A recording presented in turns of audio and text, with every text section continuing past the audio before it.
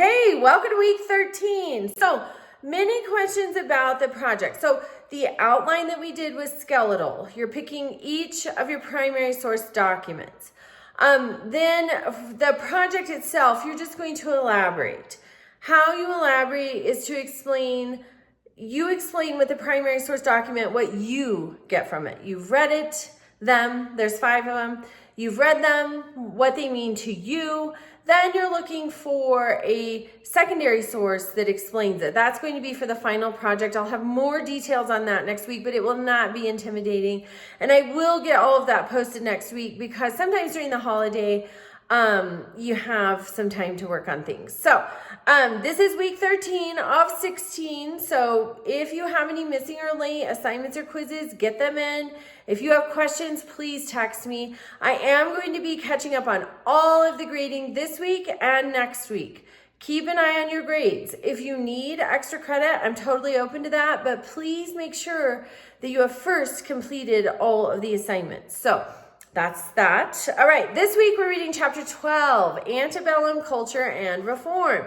So I was wondering, what does antebellum mean? So I looked it up. It means occurring or existing before. It can be before a particular war.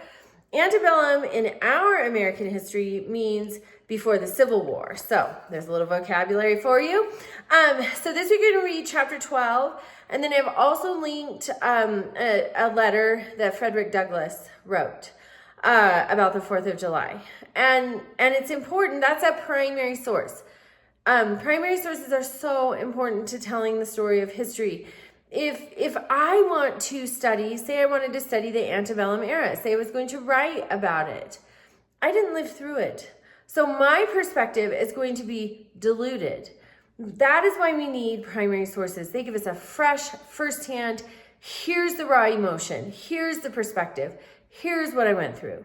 We have to have those. They inform history in a way that secondary sources cannot. Secondary sources are too far removed. Even immediate secondary sources, I can study about the most recent government shutdown. I can study about that, but it really didn't affect me. I don't get my income from it. It really did not affect me at all. So now the air traffic controller issue we've had in our country, that affected me. We flew over the summer and the airport we had to fly out of was 4 hours away.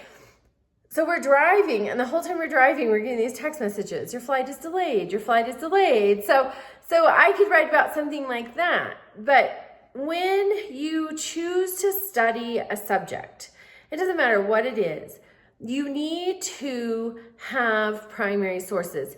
And sometimes when we study events that are really old, maybe all we have is a picture of a surviving artifact, but you have to have primary sources because it just helps inform the story so much better. So I like to start with them. And all of our government documents that are listed in that skeletal outline, those are primary sources. So again, we'll get the parameters for the final project. It will not be intimidating. It's just going to be just a little bit more than that outline you've already done. So all of the details will be available on next Monday. But for this Monday, Chapter 12, Antebellum Culture and Reform.